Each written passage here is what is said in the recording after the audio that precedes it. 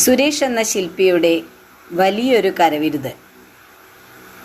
മതപ്പാടില്ലാത്ത ആനകളോടൊത്ത് ഭക്തർക്കും കലാപ്രേമികൾക്കും ഇനി ഉത്സവം ഗംഭീരമാക്കാം. ഈയൊരു മാതൃക നമുക്കും സ്വീകരിക്കാം, അല്ലേ? എണീക്കട അവിടുന്ന്. നിലമ്പൂർ നീലകണ്ഠന്റെ കാലിന്റെ ചോട്ടിൽ കിടക്കാൻ മാത്രം നീ വളർന്നോ? ഈ ആരാണ് പാപ്പാനോ? അടങ്ങ് നീലകണ്ഠ, ഇത് നമ്മുടെ നിലമ്പൂർ നീലകണ്ഠനാ. ശില്പി സുരേഷേട്ടൻ നിർമ്മിച്ചതാ. അപ്പം ഇതിൻ്റെ കാൽച്ചോട്ടിലൊക്കെ നമുക്ക് ഇരിക്കും കിടക്കുകയൊക്കെ ചെയ്യാം. നമുക്ക് കൂടുതൽ വിവരങ്ങൾ ഇതിനെക്കുറിച്ചൊന്ന് പറയാം. എന്താ?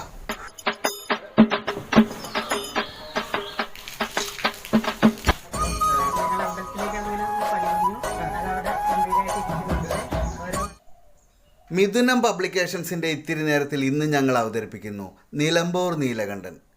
ഇത് ശില്പി സുരേഷ് നിലമ്പൂർ നിർമ്മിച്ചതാണ്. ഇതിൻ്റെ ഒരു പ്രത്യേകത എന്ന് പറയുകയാണെങ്കിൽ ഇത് എഴുന്നള്ളത്തിനും അതുപോലെ തന്നെ സേവ് ദ ഡേറ്റിന് കല്യാണത്തിനും ഒക്കെ ഉപയോഗിക്കാൻ പറ്റിയ ഒരു ആനയാണ്. മതപ്പാടില്ലാത്തൊരാന. ഇത് ശില്പി സുരേഷ് ഏട്ടൻ്റെ ഏട്ടത്തിയമ്മ. പുഷ്പലത. അവന് ചെറുതിലേ ഉള്ളൊരു വാസനയാണ് ഇങ്ങനെയുള്ള ഓരോന്നൊക്കെ ഉണ്ടാക്കാനും എല്ലാ കാര്യങ്ങളും ചെയ്യാനും ഇങ്ങനെയുള്ള കലാപരമായിട്ടെല്ലാം ചെയ്യാൻ ഒരുപാട് ഇഷ്ടമുള്ള ആളാണ്. ആനയുടെതൊക്കെ ഇപ്പൊ തുടങ്ങിയതാണ്. ചെറുതിലെ അവൻ കുട്ടിക്കാലത്ത് തന്നെ അവൻ ഓരോന്നത്തെ ഇപ്പൊ തമ്പുരത ഉണ്ടാക്കി വെച്ചിട്ട് അതേപോലെ ഓരോ സ്ഥലത്തേക്ക് ഓരോരോ സാധനങ്ങളൊക്കെ ഓർഡർ വരാറുണ്ട്. കുട്ടികൾക്കുള്ള ഊഞ്ഞാല്, അങ്ങനെ സ്കൂളിലേക്കും പാർക്കിലേക്കൊക്കെ ഉള്ള ഊഞ്ഞാലുകൾ, അങ്ങനെ ഒരുപാട് കാര്യങ്ങൾ അതൊക്കെ അവൻ ചെയ്തിട്ടുണ്ട്. ഇപ്പം ലാസ്റ്റ് അപ്പോ ആനയുടെ ഇതൊക്കെ ഞങ്ങൾക്ക് തന്നെ അത്ഭുതമായിരുന്നു. അവൻ ഇങ്ങനെ ഒരു സംഭവം ഉണ്ടാക്കി കണ്ടപ്പോൾ ഞങ്ങൾ അമ്പലത്തിലേക്ക് അങ്ങനെ ഒന്ന് പണിഞ്ഞു. അതവിടെ ഗംഭീരമായിട്ട് ഇരിക്കുന്നുണ്ട്. ഓരോ വർഷം അതിന് നിൽപ്പണികളൊക്കെ ചെയ്യും.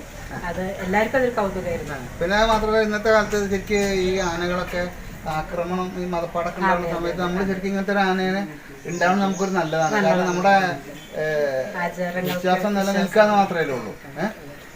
അപ്പോഴും ജീവൻ അപകടത്തിലാവില്ല. അങ്ങനെ ഒരു നല്ലൊരു കാര്യം കൂടി ഇതിൻ്റെ അല്ലേ? ഞങ്ങൾക്ക് ഒരുപാട് സന്തോഷമുണ്ട് ഇങ്ങനെ കാണുമ്പോൾ. ഓരോ സ്ഥലത്തേക്ക് കൊണ്ടുപോയി ഞങ്ങൾ എവിടെയെങ്കിലും ഒന്ന് കൊണ്ടുപോയി ഇതൊന്ന് പ്രവർത്തിച്ച് കാണാനും ആഗ്രഹമുണ്ട്. ഇദ്ദേഹം ഒരു ആനയെ ഉണ്ടാക്കാൻ വേണ്ടി അതിസാഹസികമായൊരു ശ്രമം നടത്തി. അതിൻ്റെ എന്തായിരുന്നു അതിൻ്റെ ഒരു സാഹസികം എന്ന് പറഞ്ഞാൽ ആദ്യമായിട്ടല്ല, അതിൻ്റെ മുന്നേ 3 ആനയോളം ചെയ്തിട്ടുണ്ട്. ചലിക്കണ തന്നെ 2010, 2013 ഇപ്പോൾ ഇത് അങ്ങനെ ചലിക്കണത്. ഇപ്പോൾ 4 ഇതിനാണ് കൂടുതൽ ജനശ്രദ്ധ കിട്ടിയ സംശയമുണ്ടല്ലേ? ജനശ്രദ്ധ പറഞ്ഞാൽ അന്നൊന്നും ഇതില്ലല്ലോ, വ്യത്യാസമൊന്നും ഇല്ലല്ലോ. ഇപ്പോഴല്ലേ ഇപ്പം ഇത്. അല്ല, താങ്കൾ ഇതൊരു ആന ഒരു ഉത്സവത്തിന് കൊണ്ടുപോകാൻ വേണ്ടിയിട്ട് കഴിഞ്ഞ ആഴ്ച ഒരു ശ്രമം നടത്തിയില്ലേ? അത് അന്നേക്കൊരു പരാജയപ്പെടുകയാണ് ചെയ്തത്. കാരണം അന്ന് വീടൊക്കെ കൂട്ടി അത് വർക്ക് കഴിയാത്തതുകൊണ്ടേ അത് പിന്നെ കൊണ്ടുപോകാൻ പറ്റിയില്ല എന്നുള്ളത്. അന്നേക്ക് തീർന്നില്ല. പിന്നെ ഒരു ചെറിയൊരു ആക്സിഡൻ്റൊക്കെ സംഭവിച്ചു. കയ്യിനൊക്കെ പറ്റി. അങ്ങനെ അത് ഒഴിവാക്കുക ചെയ്തു. പിന്നെ ഇതിന് എത്ര കാലത്തെ സമയമെടുത്തു? ഇതിപ്പോൾ കാലം പറയുകയാണെങ്കിൽ 1 വർഷത്തോളം കഴിഞ്ഞിട്ടുണ്ടാവും. കാരണം ഇതിന് പല ബുദ്ധിമുട്ടുകളിലൂടെയാണ് ഈ ആന ചെയ്തു പോയത്. ആദ്യം ഒരാളായിരുന്നു ഇതിന് സാമ്പത്തികം ഇറക്കാമെന്ന് പറഞ്ഞിരുന്നത്. പിന്നെ അയാൾ പോയി. പിന്നെ വേറെ ഇപ്പോൾ രാമേന്ദ്രൻ മാഷ് എന്ന് പറഞ്ഞ ഒരാളാണ് ഇപ്പോൾ ഇത് ചെയ്യാൻ ഉദ്ദേശിച്ചത്. അതായത് മൊണാലിസ പിന്നെ ആർട്സ് സ്കൂളിൻ്റെ ഓണറായിരുന്ന മൂപ്പരാണ് ഇതിന് കംപ്ലീറ്റ് ഇപ്പോൾ ചിലവുകളെല്ലാം വഹിച്ച് ഈ ലെവലിലേക്ക് എത്തിച്ചത്. മൂപ്പരൊരു ശില്പിയാണോ? മൂപ്പര ആർട്ടിസ്റ്റാണ്. ഒരുപാട് ഓർഡറുകളൊക്കെ കിട്ടിയിട്ടുണ്ടോ? ഓർഡറുകൾ വരുന്നുണ്ട്.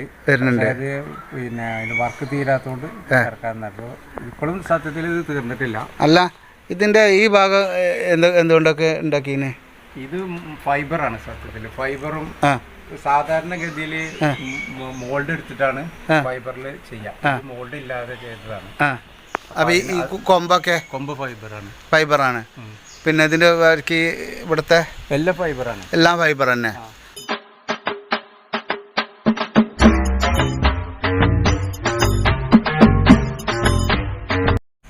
അച്ഛന് സന്തോഷമായില്ലേ?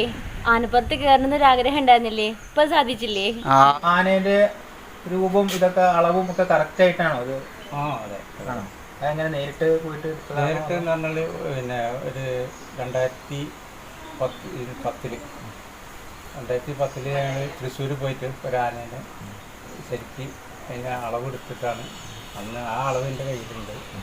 അപ്പോൾ അത് അങ്ങനെയാണ് ഞാൻ ചെയ്യാൻ കാരണം. ഇതിന് മുന്നേ ഞാൻ 2-3 ആന ചെയ്തെന്ന് പറഞ്ഞല്ലോ, അതൊക്കെ അളവിൽ വെച്ചിട്ടാണ് ചെയ്തത്. പിന്നെ ഇത് പറഞ്ഞാൽ ഇവിടെ ഇതിന് സ്പേസ് എനിക്ക് വളരെ കുറവാണ്. ഇതിൻ്റെ ഉള്ളിൽ അവിടെ ആ ഷെഡിൽ വെച്ചിട്ട് ഇതിന് അനാട്ടമി ഒക്കെ കറക്റ്റ് ചെയ്യാനും ഇതിനൊക്കെ വളരെ ബുദ്ധിമുട്ട്. ഇടുങ്ങിയ സ്ഥലമായതുകൊണ്ട് ഭയങ്കര ബുദ്ധിമുട്ടൊക്കെ ആയിട്ട്, പിന്നെ ഇത് സാമ്പത്തികപരമായിട്ടും ശാരീരികമായിട്ടും മാനസികമായിട്ടും ഭയങ്കര പ്രയാസപ്പെട്ടിട്ടാണ് ഞാൻ ചെയ്തിട്ടുള്ളത്. ഞാൻ ഒറ്റയ്ക്ക് മാത്രമാണ് ഇത് ചെയ്തത്. ഇല്ല, ആരുമില്ല. ഇത് A to Z വരെ ഞാൻ ഒറ്റയ്ക്കാണ് ചെയ്തത്. അപ്പോൾ അതിൻ്റേതായ ചില ബുദ്ധിമുട്ടുകളും അതിൻ്റേതായ ചെറിയ ചെറിയ അപാകതകളൊക്കെ ഇതിനുണ്ടായിട്ടുണ്ടാവും, പറയാൻ പറ്റില്ല. പിന്നെ പറഞ്ഞാൽ എല്ലാ പിന്നെ ആർട്ടിഫിഷ്യൽ എലിഫൻ്റൊക്കെ എന്ന് പറഞ്ഞാൽ തുമ്പിക്കൈ ഒരാൾ പിടിച്ച് വലിക്കുകയാണ്, വലിച്ചിട്ടാണ് ഇപ്പോൾ ഈ യൂട്യൂബിലൊക്കെ കണ്ടിട്ടുണ്ടാവും, പിടിച്ച് വലിക്കണതാണ്. ഇതങ്ങനെയല്ല, ഇത് ഫുള്ള് ഒറ്റ മോട്ടറിലാണ് ഇത് കംപ്ലീറ്റ് വർക്ക് ചെയ്യുന്നത്. വാല്, ചെവി, വായ ഒക്കെ ഒരു ഇതിലാണ് ചലിക്കുന്നത്. തുമ്പിക്കൈയൊക്കെ ഒറ്റ ഇതിലാണ് ഒരു മോട്ടർമേലാണ് ഇത് കംപ്ലീറ്റ് വർക്ക് ചെയ്യുന്നത്. അതാണ് ഇതിൻ്റെ പ്രത്യേകത. ഒരാളെ സഹായം വേണ്ടെന്ന് അർത്ഥം. സ്വിച്ച് ഇട്ട് നമ്മൾ പോന്നു കഴിഞ്ഞാൽ ഓട്ടോമാറ്റിക്കായിട്ട് വർക്ക് ചെയ്യും. അത് എത്ര മണിക്കൂർ വരെ? അത് ഒരു 3-4 മണിക്കൂറോളം വർക്ക് ചെയ്യും, ഓട്ടോമാറ്റിക് വർക്ക് ചെയ്യും. ഒരു കുഴപ്പമില്ല. പിന്നെ ഇത് കയറ്റി കൊണ്ടുപോകാനും ഒക്കെ സുഖമാണ്, വീലുണ്ട്. ശില്പിൻ്റെ പ്രിയപ്പെട്ട സുഹൃത്തുക്കൾ മുഹമ്മദ് ഷാഫി ASI ആണ് നിലമ്പൂർ, വണ്ടൂർ. പിന്നെ ഇതിൽ നമ്മളെ ഈ സുഹൃത്തിനെ കുറിച്ചിട്ട് താങ്കൾക്ക് എന്താ പറയുക? സുഹൃത്തിനൊരു ഏകദേശം 2 വർഷം ആയി ഞാൻ പരിചയപ്പെട്ടിട്ട്. പക്ഷെ മൂപ്പരെ ഇതിൻ്റെ അപ്പുറത്തേക്ക് ഈ കലയാണ് നമ്മൾ ആദ്യം മൂപ്പരായിട്ടുള്ള പരിചയപ്പെടാറുണ്ടായത്. പിന്നീട് പാടും, കവിത എഴുതും, അങ്ങനെ ഒരുപാട് ഗുണഗണങ്ങളുള്ള ഒരു മനുഷ്യനാണ്. പിന്നെ ഞങ്ങൾ സിനിമയിലൊക്കെ പറയുമ്പോൾ ഞങ്ങളവിടെ എടുക്കും. ഇപ്പം ഇത് ഒരുപാട് കാലമായിട്ട് ഞങ്ങൾ ഒരുമിച്ച് തന്നെ ഉണ്ട്. ഒരു ആഴ്ചയിൽ ഒരു ദിവസങ്ങൾ ഞങ്ങൾ കാണാതില്ല.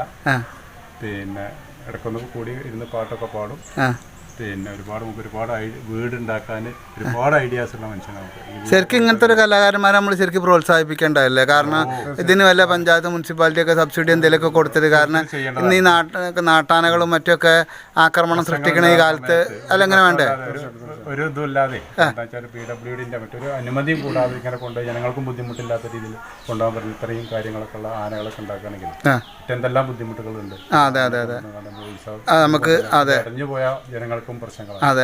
അതൊക്കെ ഒഴിവാക്കാൻ പറ്റിയതും ഇതിപ്പം ഒറിജിനൽ അല്ലാന്ന് ഒരു മനുഷ്യൻ പറയില്ല പുറത്ത് കണ്ടു കഴിഞ്ഞാൽ. എല്ലാ ഒരു ഇത് കണ്ടില്ല, ഓരോ ഉണ്ടാക്കണതിനും അനുസരിച്ച് അപ്ഡേഷൻ വന്നുകൊണ്ടിരിക്കും. നമുക്ക് വിശ്വാസം നിലനിൽക്കണം എന്നേ ഉള്ളൂ. നമുക്ക് ജീവൻ അപകടത്തിലാവാൻ പാടില്ല. KRC നിലമ്പൂർ എഴുത്തുകാരനാണ്. താങ്കൾക്കോ പറയാൻ? നിലമ്പൂരിൽ ഒരു അനുഗ്രഹീത കലാകാരൻ അല്ലെങ്കിൽ ശില്പി എന്ന് പറയാവുന്ന ഒരാളാണ് ശ്രീ സുരേഷ്. എൻ്റെ വളരെ ചെറുപ്പം മുതലേയുള്ള പരിചയമാണ്, ബന്ധവുമാണ്. പക്ഷേ അധികം ആരും അറിയപ്പെടാതെ പോയതുകൊണ്ടോ എന്തോ അറിയില്ല, അല്ലെങ്കിൽ അദ്ദേഹത്തിൻ്റെ പ്രത്യേക സ്വഭാവം കൊണ്ടോ എന്തോ അറിയില്ല, ഒരു കേറി ഹെഡ് ചെയ്ത് പ്രശസ്തി വാങ്ങുന്ന ആളല്ല സുര.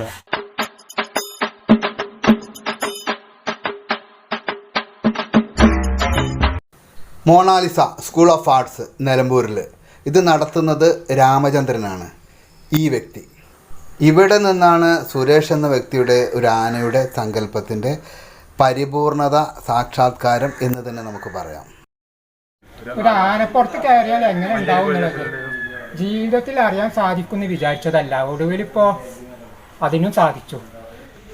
ആനച്ചന്തം ഗണപതി മേളച്ചന്തം എട്ടും പൊട്ടും തിരിയാനിത്തിരി ചന്തം ഇത്തിരി ചന്തം.